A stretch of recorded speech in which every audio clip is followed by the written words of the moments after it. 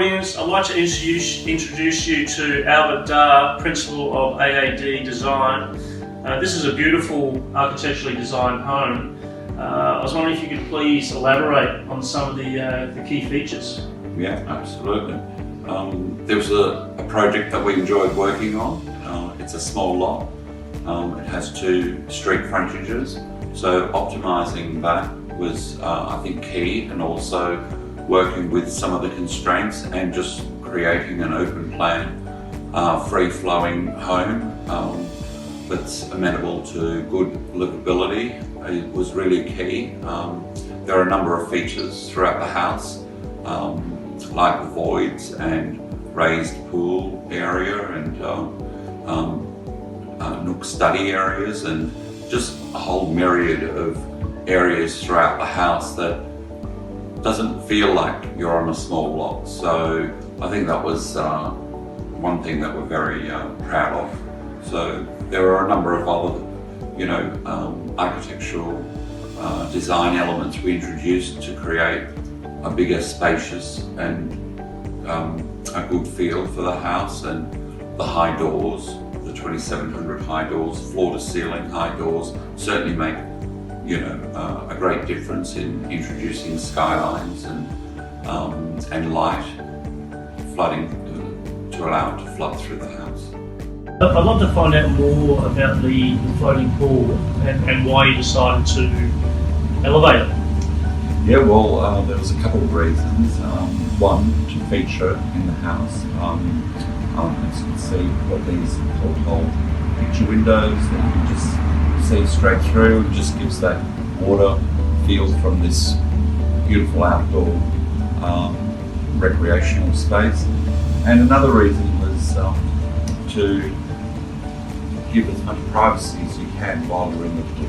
So we are in Payton on small lots, so it certainly provides a little bit more privacy as well. The pool is quite a fairly solid structure built on concrete pillars. It's been This truly is a grand office space for a typical businessman.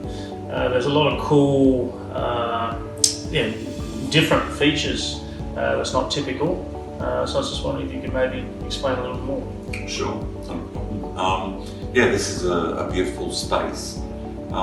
It's conveniently located, and it can actually be secluded in that you can close off the space, but we're still inviting the outdoor in. The void spaces and the cross ventilation just keeps this room quite, aerated. And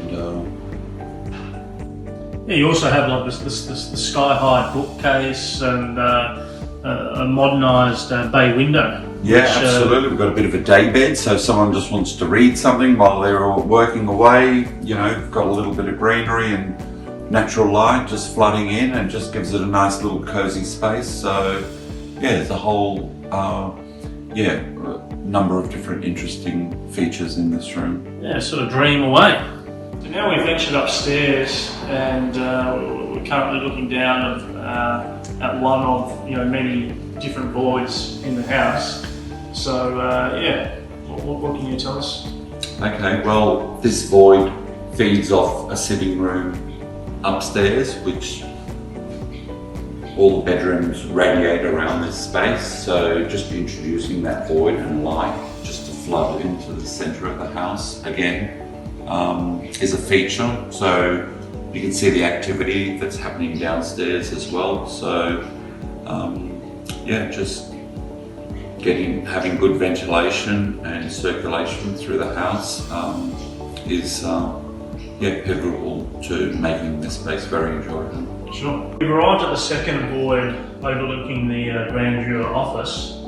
I really sort of love looking down from this elevated height.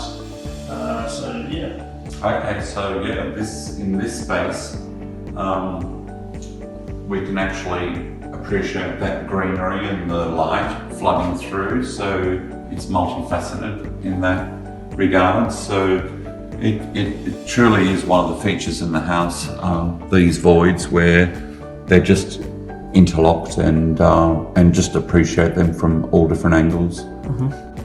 Okay, welcome to the third void space in the house. It's actually the entry, and it features from, you know, when you enter the house, and it just brings you to the upstairs bedroom area and sitting room. So just allowing, again, natural light to flood through the house, and it just filters all the way through, I think is one of the features of this void. Yeah, it's one of my favourite voids, I must say. I just love how you can sort of look here, that real elongated viewing, you know, across the street. So